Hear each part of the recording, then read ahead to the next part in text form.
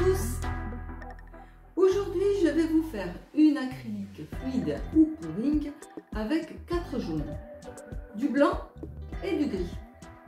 Alors, j'ai choisi le Lemon Cadmium Yellow de chez Fevicril, le Cadmium Yellow Deep de chez Fevicril qui est comme un jaune tournesol, un jaune nacré tout simple, un jaune tout simple, du blanc et du gris qui est un étain métallisé auquel j'ai rajouté un petit peu de blanc pour qu'il soit moins foncé.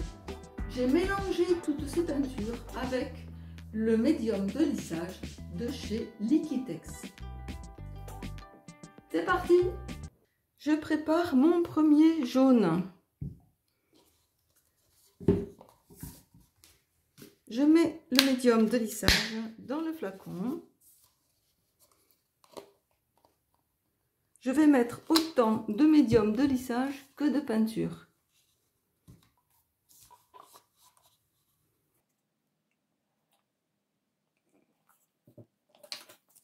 Je vais mélanger.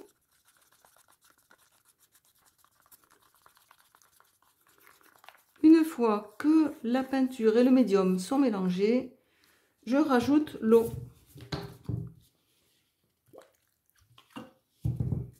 C'est très simple à faire.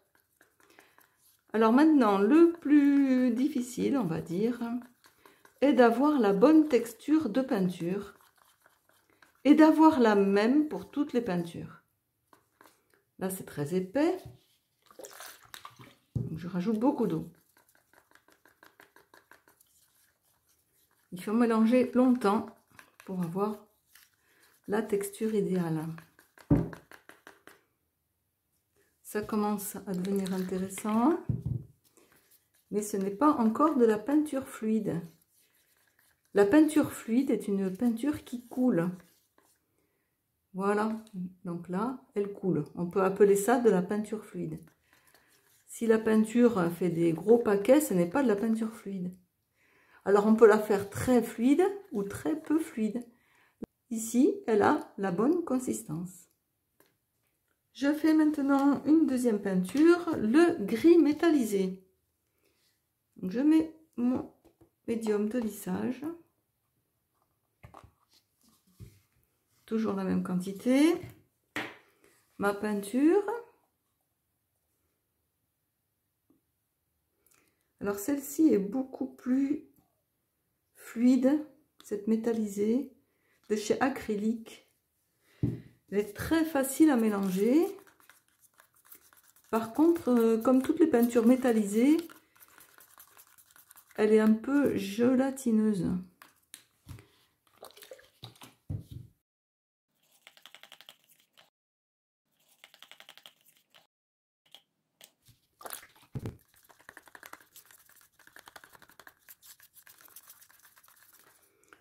Voilà, là ça commence à devenir intéressant.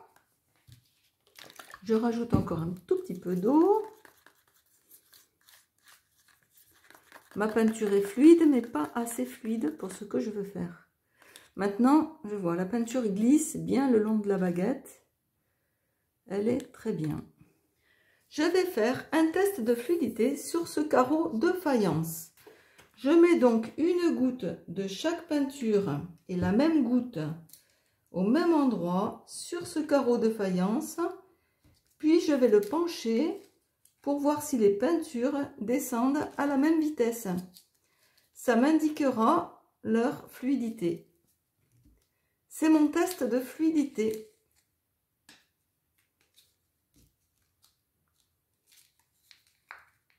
Il faut la même goutte, bien sûr.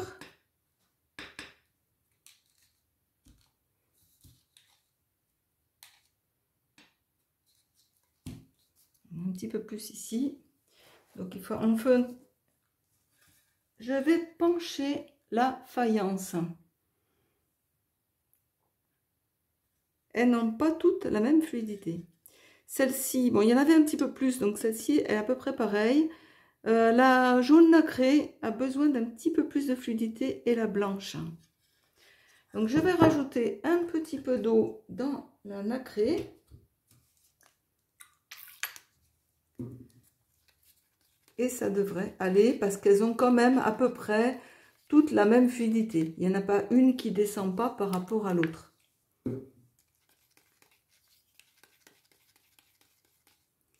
Voilà, j'ai rajouté l'eau.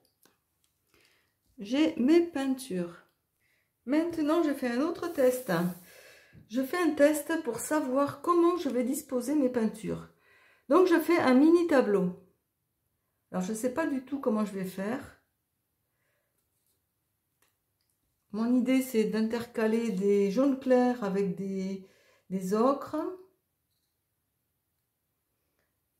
Je fais ça pour savoir comment disposer mes peintures. Où mettre le gris. À côté du jaune clair, ça semble sympa.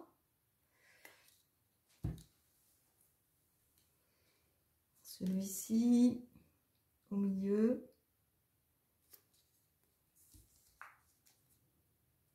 Avant de me lancer sur une grande toile, je préfère faire des petits essais comme ça. Parce que la différence là entre les deux, elle est jolie, mais on ne la voit pas beaucoup. J'ai pas mis le blanc. Le blanc ici, peut-être sur le gris même. Voilà mon mini tableau. Maintenant, on va voir ce que ça va faire en faisant mon petit tableau. Ouais, ça peut être sympa. Ouais, c'est pas mal. Le gris est un petit peu foncé, je trouve. Ouais, c'est sympa. Mais pour moi, le gris est trop foncé. Alors, le blanc, il faut qu'il soit plus présent. Le gris est un petit peu foncé. Je tente, je vais mettre du blanc dans le gris. Qu'est-ce que ça va faire? Parce que c'est du gris métallisé. Ah, voilà, il est beaucoup plus clair. Il est un petit peu moins métallisé, mais... Ah, impeccable. Ça va beaucoup mieux. Je préfère ce gris, même s'il est moins métallisé. Voilà. Ce gris me plaît plus. Je vais tout d'abord faire un fond de peinture.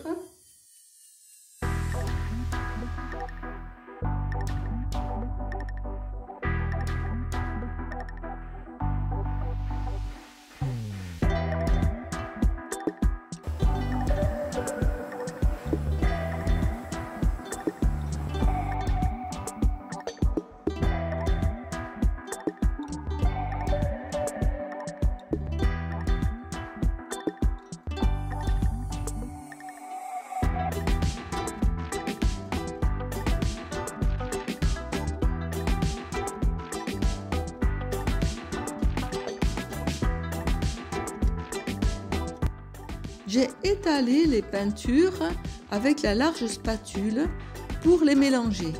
Maintenant, je vais faire un premier pouring de fond.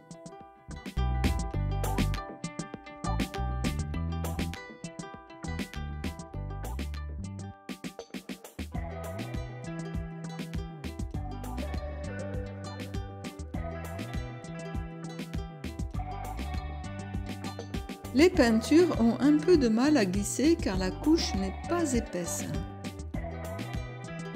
Les peintures s'étalent et se mélangent en faisant de très jolis effets. J'ai donc deux peintures avec de la silicone. Les cellules vont apparaître seulement dans ces peintures.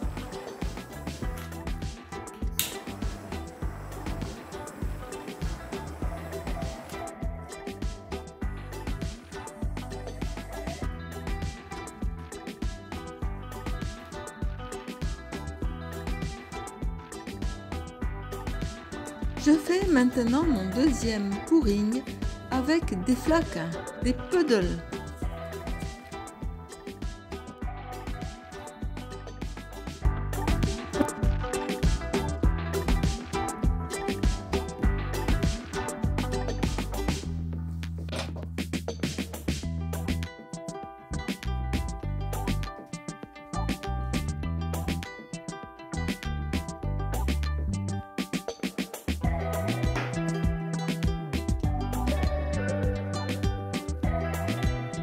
Je casse les ronds avec le couteau et je jette la peinture.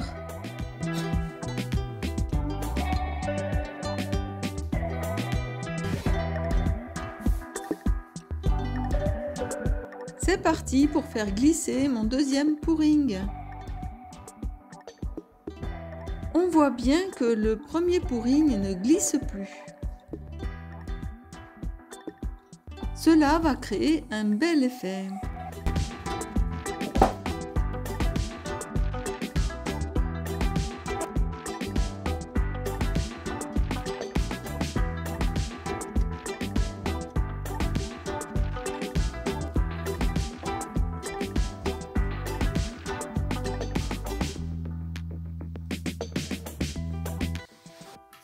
Je fais apparaître quelques cellules encore.